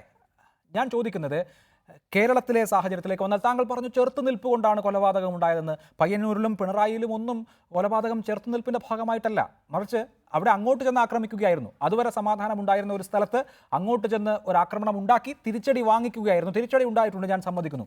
അപ്പോൾ ചെറുത്തുനിൽപ്പ് എന്ന് പറഞ്ഞ് ഒഴിയാൻ സാധിക്കുകയില്ല. പിണറായി വിജയൻ അധികാരമേറ്റതിന് ശേഷം നടന്നിട്ടുള്ള എല്ലാ രാഷ്ട്രീയ സംഘർഷങ്ങളിലും 2 പക്ഷമുണ്ടായിട്ടുണ്ട്. അതിൽ ഒരു പക്ഷത്തെ മറുപക്ഷം മൃഗീയമായി അടിച്ചമർത്തി എന്ന നിലയില്ല. എന്നിട്ടും എന്തിനാണ് ഇതിനെ ഒരു നാഷണൽ ഡിസ്കോഴ്സ് ആക്കുന്നത് എന്നുള്ളതാണ് എൻ്റെ സംശയം. BJP എന്തിന് കേരളത്തെക്കുറിച്ച് പരിമിതമായ ധാരണ മാത്രമുള്ള ഈ ജാംഷഡ്പൂരിലെ സംഘപരിവാർ പ്രവർത്തകർക്ക് പോലും ഇവിടെ എന്തോ വലിയ മനുഷ്യാവകാശ ലംഘനം നടത്തുന്നു എന്ന തോന്നലുണ്ടാക്കി അവിടങ്ങളിൽ നിന്നൊക്കെ ഇങ്ങനെ ഇത്തരത്തിൽ കൊന്നുകളയുമെന്നുള്ള ഭീഷണി ഉണ്ടാക്കുന്നു?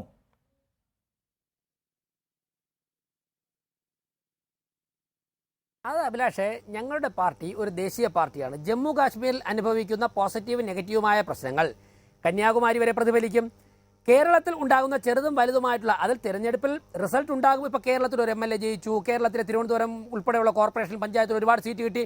അതിൻ്റെ പ്രതിഫലനം, അതിൻ്റെ ആഹ്ലാദം ഞങ്ങൾ രാജ്യം മുഴുവനും പങ്കുവയ്ക്കുമ്പോൾ തന്നെ രാജ്യത്ത് ഏതെങ്കിലും ഒരു പ്രവർത്തകർക്ക് വേദന ഉണ്ടായാൽ, ബുദ്ധിമുട്ടുണ്ടായാൽ അതിൻ്റെ വികാരവും ഞങ്ങൾ രാജ്യത്താകമാനം പങ്കുവയ്ക്കും. അതിൻ്റേതായുള്ള പ്രതിഷേധ പ്രകടനങ്ങൾ ഉണ്ടാകും. അത് ചോദ്യം ചെയ്യുവാൻ ഞങ്ങളൊരു സംഘടനയില്ലേ, ആർക്കും അധികാരമില്ല. മാർക്സിസ്റ്റ് പാർട്ടി ചെയ്യുന്നതോ ഗുജറാത്തിൽ ഉണ്ടായ സംഭവങ്ങൾ മാത്രമല്ലേ കേരളത്തിലെ മാധ്യമങ്ങൾ ചർച്ച ചെയ്യുന്നുള്ളൂ. എൻ്റെ കേരളത്തിലെ മാധ്യമങ്ങൾ ഗുജറാത്തിൽ ഉണ്ടായ സംഭവം അത് ഗുജറാത്തിലെ ഞങ്ങൾ ചർച്ച ചെയ്യേണ്ടെന്ന് വിചാരിക്കുന്നില്ല. അപ്പോൾ അത് ഇപ്പോൾ മധ്യപ്രദേശിലുണ്ടായ സംഭവം കേരളത്തിൽ ചർച്ച ചെയ്യുന്നില്ലേ? അതുപോലെ കേരളത്തിൽ ഭരണത്തിന്റെ തണലിൽ ഞങ്ങളുടെ പ്രവർത്തകർക്ക് നേരെ ഉണ്ടാകുന്ന അക്രമങ്ങൾ ഞങ്ങൾ കേരളത്തിൽ അങ്ങനെ ഒന്നും ഉണ്ടായാൽ നിങ്ങൾ ഉന്നയിക്കണം. അങ്ങനെ ഉണ്ടായിട്ടില്ലെന്നാണ് ഞാൻ ആവർത്തിച്ച് സ്ഥാപിക്കുന്നത്. ശ്രീ എം സ്വരാജ്, നേരത്തെ ശ്രീ NP ചെക്കുട്ടി ചൂണ്ടിക്കാണിച്ച ഏറ്റവും പ്രധാനപ്പെട്ട വസ്തുത, കേരളത്തിൽ ക്രമസമാധാന പ്രശ്നമുണ്ട് എന്ന് വരുത്തി തീർക്കാനുള്ള രാഷ്ട്രീയമായ താല്പര്യം ആർക്കെങ്കിലും ഉണ്ടെങ്കിൽ അതിന്റെ ഇരയായി അതിൽ പോയി വീണ് കൊടുക്കേണ്ട യാതൊരു കാര്യവും ഭരണകക്ഷിക്കില്ലല്ലോ. എന്നിട്ടും നിങ്ങളുടെ പാർട്ടി പ്രവർത്തകർ പ്രതികളായിട്ടുള്ള എത്ര ക്രിമിനൽ കേസുകൾ, എത്ര അക്രമ കേസുകൾ, എത്ര കൊലപാതക കേസുകൾ ഈ സർക്കാർ അധികാരത്തിലുള്ള ഈ 9 മാസം മാത്രമുണ്ടായി? ഏറ്റവും ഒടുവിലായി ശ്രീ രാജേഷ് സൂചിപ്പിച്ചതുപോലെ കണ്ണൂരിൽ ഒരു കലോത്സവം നടക്കുമ്പോൾ പോലും ഒരു BJP പ്രവർത്തകന്റെ ചോര വീണു.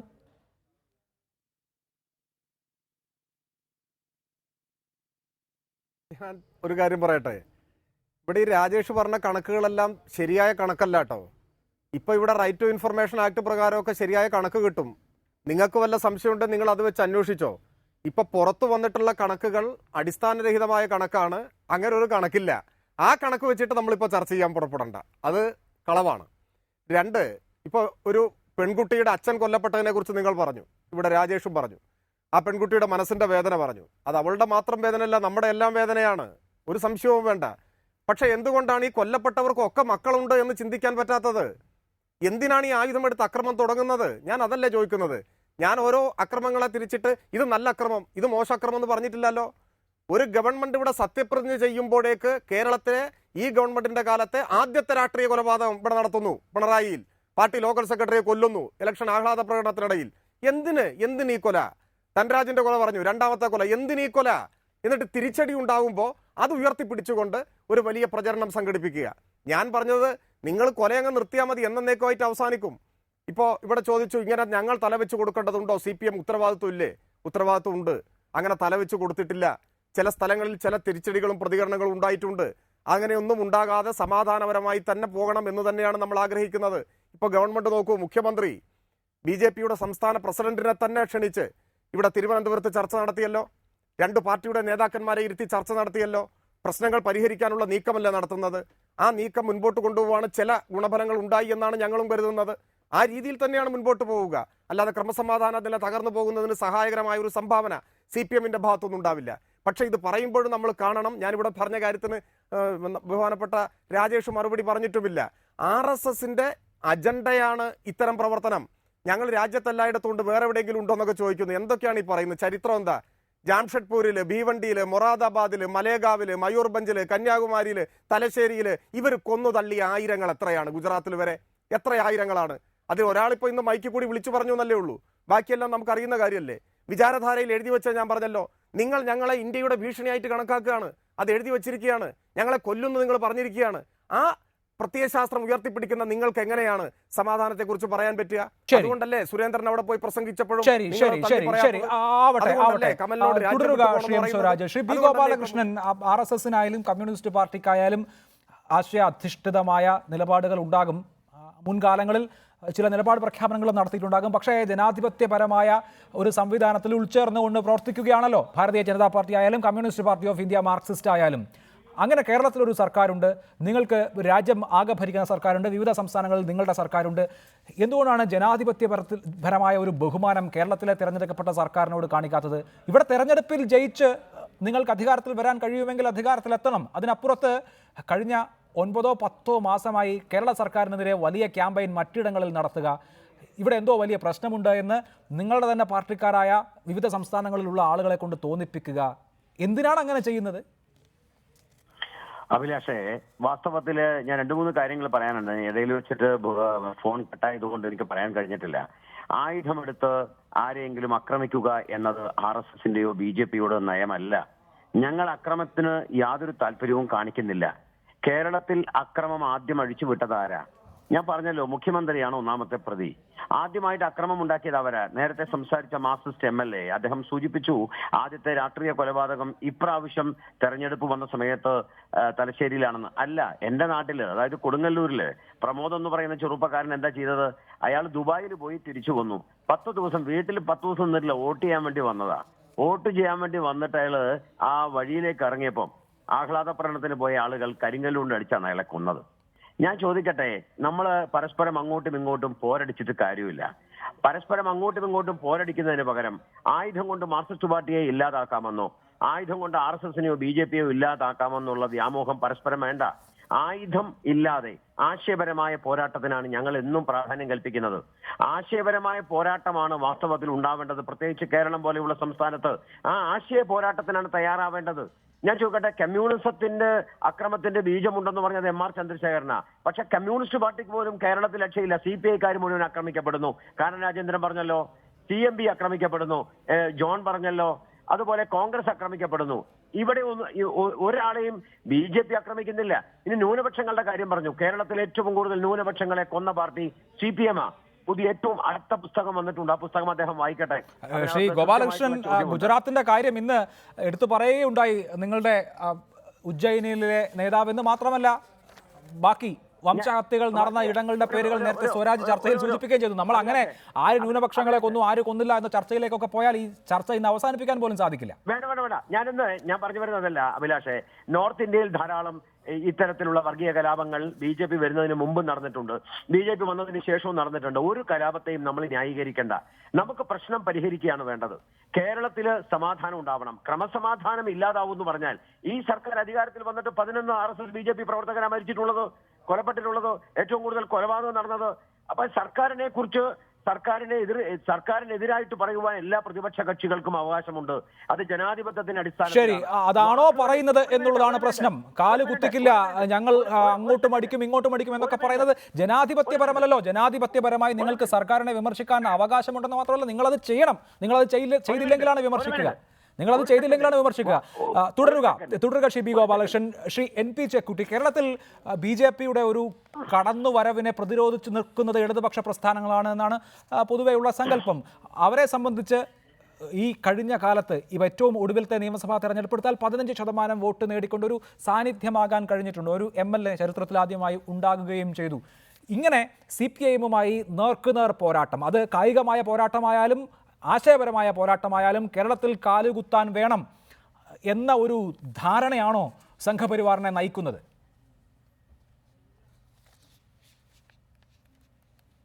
എനിക്ക് തോന്നുന്നത് CPM-ഉം സംഘപരിവാറും പരസ്പരം ഒരു കേരളത്തെ ഡിവൈഡ് ചെയ്തെടുക്കാനുള്ള ശ്രമത്തെ നമ്മൾ തടയുകയാണ് വേണ്ടത്. വയലൻസിന്റെ അടിസ്ഥാനത്തിൽ രണ്ട് കൂട്ടർ തമ്മിൽ സമൂഹത്തെ ഡിവൈഡ് ചെയ്യാൻ ശ്രമിക്കുന്നത് ശരിയായ ഒരു രീതിയല്ല. നമുക്ക് വളരെ വ്യത്യസ്തമായിട്ടുള്ള ഒരുപാട് സാമൂഹിക വിഭാഗങ്ങളുണ്ട്. വളരെയേറെ സങ്കീർണമായൊരു സാമൂഹിക പശ്ചാത്തലമാണ് കേരളത്തിൽ. അപ്പം അതുകൊണ്ട് ഇതിന് കുറെ കൂടി ജനാധിപത്യപരമായിട്ടുള്ള ഒരു പരിസരം ഉണ്ടാക്കാനാണ് നമ്മൾ ശ്രമിക്കേണ്ടത്. പക്ഷെ നിർഭാഗ്യവശാൽ ഇപ്പം സംഭവിക്കുന്നത് ഒരു ഭാഗത്ത് RSSും മറുഭാഗത്ത് CPM-ഉം നിരന്തരമായിട്ട് സംഘർഷത്തിൻ്റെ ഒരു അന്തരീക്ഷം ഉണ്ടാക്കുകയാണ്. അങ്ങനെ നിരന്തരമായ ഒരു സംഘർഷത്തിൻ്റെ അന്തരീക്ഷം ഉണ്ടാക്കുന്നതുകൊണ്ട് തന്നെ കേരളത്തിൻ്റെ സാമൂഹിക അന്തരീക്ഷം വളരെയേറെ മലീമസമായിട്ട് മാറുന്നുണ്ട്. വളരെയേറെ പരസ്പര സംഘർഷത്തിൻ്റെ ഒരു അന്തരീക്ഷം ഉണ്ടാക്കുന്നത്. അത് ഒഴിവാക്കാനുള്ള ശ്രമമാണ് നടത്തേണ്ടത്. ഇടതുപക്ഷ പ്രസ്ഥാനങ്ങളെ സംബന്ധിച്ചിടത്തോളം അവർ അധികാരത്തിലുള്ള ആളുകളാണ്. അവർക്ക് കേരളത്തെ മുന്നോട്ട് നയിക്കാനുള്ള ബാധ്യസ്ഥതയുണ്ട്. അതിന് ആവശ്യമായിട്ടുള്ള സമാധാനപരമായിട്ടുള്ള അന്തരീക്ഷം ഉണ്ടാക്കാനുള്ള ഗൗരവപൂർവ്വമായ ശ്രമങ്ങൾ നടക്കണം. പക്ഷേ ആ ശ്രമങ്ങളല്ല, നേരെ മറിച്ച് വയലൻസിൻ്റെ ഒരു ഭാഷയാണ്. ഇനി ഞാൻ ഇടതുപക്ഷത്ത് എനിക്ക് RSSനെ കുറിച്ച് ഒരു പ്രതീക്ഷയില്ല. RSSനെ സംബന്ധിച്ചിടത്തോളം അവരെല്ലാ കാലത്തും വയലൻസിൻ്റെ പൊളിറ്റിക്സ് പ്രയോഗിച്ചിട്ടുണ്ട്. അത് കേരളത്തിൽ പ്രയോഗിക്കുന്നതിന് പുറമെ അവർ കേരളത്തിന് പുറത്തേക്ക് കൊണ്ടുവരികയും അത് മലയാളി സമൂഹത്തിന് ആകെ പ്രശ്നങ്ങൾ, ഇപ്പം മധ്യപ്രദേശിലായാലും ശരി, മംഗലാപുരത്തായാലും ശരി, ഡൽഹിയിലായാലും ശരി, ഇവരുണ്ടാക്കുന്ന ഈ വയലൻസ് കേരളത്തിലെ മലയാളി സമൂഹത്തെ, കേരളത്തിലെ കേരളത്തിന് പുറത്തുള്ള മലയാളി സമൂഹത്തെ പരസ്പര ഭിന്നതയുടെയും സംഘർഷത്തെയും ഒരു മാർഗത്തിലേക്ക് നയിക്കുന്നുണ്ട്. ഇതൊക്കെ തെറ്റായിട്ടുള്ള പ്രവണതകളാണ്. പക്ഷേ അവരത് ചെയ്യട്ടെ. കാരണം അവരുടെ അജണ്ട, അടിസ്ഥാനപരമായ അജണ്ട ഇവിടെ സംഘർഷം ഉണ്ടാക്കലാണ്.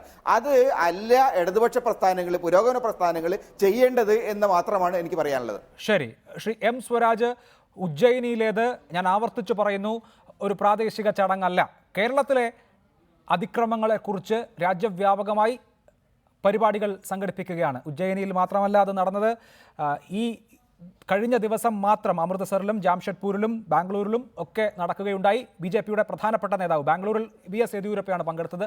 അവിടങ്ങളിലൊക്കെ കേരളത്തിലെ സംഘപ്രവർത്തകർ നേരിടുന്ന ദാരുണമായ മനുഷ്യാവകാശ പ്രശ്നങ്ങളെക്കുറിച്ചാണ് പറയുന്നതും.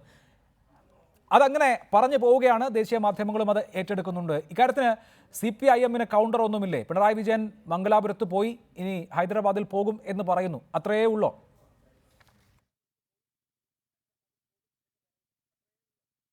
അല്ല, നമ്മളിവിടെ കാണേണ്ടത് RSS രൂപീകരിച്ചിട്ട് 90 കൊല്ലം കഴിഞ്ഞു. ഇപ്പോൾ 92ാമത്തെ വർഷമാണ്. ഈ ഒക്ടോബർ വരുമ്പോൾ 92 കൊല്ലമായി. RSSന്റെ കാൽ കീഴിൽ അമരാതിരിക്കുന്ന അപൂർവം പ്രദേശങ്ങളിൽ ഒന്നാണ് കേരളം. അത് കേരളത്തിൻ്റെ നവോത്ഥാന സാമൂഹ്യ പരിഷ്കരണ ചരിത്രവുമായി ബന്ധമുണ്ടതിന്. അടിയുറച്ച മതനിരപേക്ഷ ബോധമുള്ള നാടാണ് കേരളം. ഇന്ത്യയിലെ മറ്റു പ്രദേശങ്ങളെക്കാൾ ഒരുപടി മുന്നിലാണ് അതിൻ്റെ രാഷ്ട്രീയ പരിണാമവും കേരളത്തിൽ സംഭവിച്ചിട്ടുള്ളത്. അപ്പോൾ അവരുടെ ബാലികേറാമലയായിട്ട് ഇതിവിടെ അവശേഷിക്കുകയാണ്. അപ്പോൾ രാജ്യത്തിൻ്റെ മറ്റു പല ഭാഗങ്ങളിലും ആധിപത്യം ഉറപ്പിക്കാൻ കഴിഞ്ഞെങ്കിലും സാക്ഷരതയിൽ മുൻപിൽ നിൽക്കുന്ന നവോത്ഥാന മൂല്യങ്ങൾ ഉയർത്തിപ്പിടിക്കുന്ന കേരളത്തിൽ പിടിമുറുക്കാനായിട്ടില്ല. അതിനുള്ള എല്ലാ പരിശ്രമവും അവർ നോക്കുകയാണ്. ജാതി സംഘടനകളുടെ മേൽവിലാസത്തിൽ നുഴഞ്ഞു കയറിയിട്ട് വരാനൊരു ശ്രമം നടത്തി. ഉദ്ദേശിച്ച പോലെ പോകാൻ കഴിഞ്ഞില്ല. ഇപ്പോൾ ഇങ്ങനെ ഒരു തന്ത്രം അവർ പയറ്റി നോക്കുകയാണ്. ഇപ്പോൾ രാജ്യത്തിൻ്റെ ഏതെല്ലാം ഭാഗങ്ങളിൽ എന്തൊക്കെ നടന്നു. ഇപ്പോൾ പിഞ്ചു കുട്ടികളെ ഉൾപ്പെടെ മിഷണറിയെ ചുട്ടുകൊന്നത്, അങ്ങനെ അങ്ങനെ അങ്ങനെ എന്തെല്ലാം അനുഭവം നമ്മുടെ മുൻപിലുണ്ട്. ഞാൻ അതാണ് പറഞ്ഞത്. RSS എന്ന് പറയുന്ന സംഘടന അതാണ്. ഞാൻ അവരുടെ പ്രത്യയശാസ്ത്ര ഗ്രന്ഥത്തിലെ പരാമർശങ്ങളെക്കുറിച്ച് ഇവിടെ പറഞ്ഞു. അതാണ് ആ പ്രസ്ഥാനം. അതിൻ്റെ ഒരു മുഖം നമ്മളിപ്പോൾ ഇവിടെ കണ്ടുവന്നേ ഉള്ളൂ. കേരളത്തെ സംബന്ധിച്ചൊരു വ്യാജ പ്രചരണം സൃഷ്ടിച്ച് കേരളത്തിൻ്റെ പേരിൽ രാജ്യവ്യാപകമായ ഒരു ചലനമുണ്ടാക്കി കേരളത്തിൽ കൂടുതൽ എന്തെങ്കിലും ഇടം കിട്ടുമോ എന്നുള്ള പരിശ്രമമാണ് ഇവരിപ്പോൾ നടത്തിക്കൊണ്ടിരിക്കുന്നത്. അതല്ലാതെ ഒരു സിനിമാ നടി ആക്രമിക്കപ്പെട്ട കേസിൽ മുൻനിർത്തിക്കൊണ്ട് ക്രമസമാധാനം തകർന്നു, ഗവൺമെന്റിനെ പിരിച്ചുവിടണം എന്നൊക്കെ രാജേഷ് ഇവിടെ പറഞ്ഞു കഴിഞ്ഞാൽ എന്തായിരിക്കും അതിന്റെ ഒരു ശരി? എന്തായാലും ഈ രണ്ട് കക്ഷികളും പോരാടേണ്ടത് ആശയ തലത്തിലാണ്, കായികമായി അല്ല എന്നുള്ള കാര്യത്തിൽ കേരളത്തിൽ ആർക്കും യാതൊരു അഭിപ്രായ വ്യത്യാസവും ഉണ്ടാകില്ല.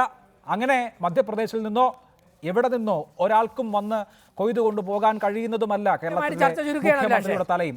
വളരെ പെട്ടെന്ന് രാജേഷ്, എനിക്ക് സമയം പോയതുകൊണ്ടാണ്. 30 സെക്കൻഡ്. അല്ല അഭിലാഷ്, സമയം പോയതല്ല. 2 തവണ സ്വരാജിനെ മറുപടി പറയാൻ സമയം കൊടുത്തു. പറഞ്ഞോളൂ. ഒന്ന് രണ്ട് കാര്യങ്ങളുള്ളത്. അല്ല, ഇവിടെ നടക്കുന്ന അക്രമങ്ങൾ പോരാഞ്ഞിട്ടാണ് 1800 ക്രിമിനലുകളെ തുറന്നു വിടണമെന്ന് പറഞ്ഞുകൊണ്ട് ഗവർണർക്ക് ആപ്ലിക്കേഷൻ കൊടുത്തത്. വേറൊന്ന് ഭീവണ്ടിയെ കുറിച്ചൊക്കെ പറഞ്ഞു. ലോകമുണ്ടായതിനു ശേഷം നടന്ന എല്ലാ മരണങ്ങളും ഞങ്ങളുടെ മേൽ കെട്ടിവെക്കാൻ വേണ്ടി സ്വരാജ് നോക്കണ്ട. വേറൊന്ന്, ശ്രീ സുരേന്ദ്രന്റെ പ്രസംഗത്തെക്കുറിച്ച് പലതവണ പറഞ്ഞല്ലോ. MM മണിയെ മന്ത്രിയാക്കാൻ വേണ്ടി വോട്ട് ചെയ്ത MLA ആണ് സ്വരാജ്. MM മണിയുടെ പ്രസംഗത്തെക്കുറിച്ച് സ്വരാജ് ഒന്നും പറഞ്ഞില്ല.